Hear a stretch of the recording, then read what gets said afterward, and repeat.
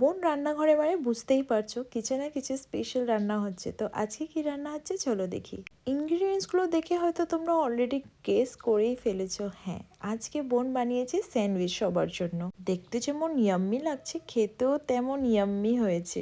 Seriously খুবই yummy ছিল। এই আমাদের শেফ খুবই ভালো বানিয়েছে।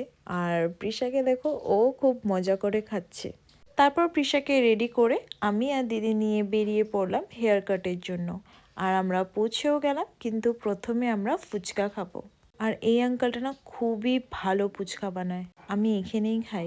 আর দেখো প্রিশা চুপচাপ বসে ওর ফুচকা এনজয় করছিল। তারপর আমি আর দিদিও ফুচকা খেয়ে নিলাম। তো খেয়ে আমরা চলে গেলাম স্যালনে। আর এই স্যালনটা না নতুন খুলেছে, তাই এখানেই প্রিশাকে হেয়ার কাট করাতে নিয়ে এসেছি।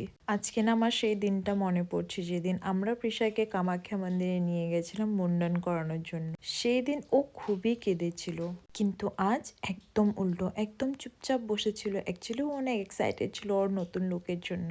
আর এটা হলো প্রিশার আফটার লুক। যদিও চুলটা একটু বেশি ছোট হয়ে গেছে মনে হচ্ছে, কিন্তু খুবই কিউট লাগছে। তারপর দিদিও ট্রেডিং করে নিল। আর রাতে আমি বানিয়েছিলাম চিকেন আর রুটি। এইভাবে আজকের দিনটা শেষ হলো। আবার দেখা হবে নেক্সট ব্লগে। Okay bye.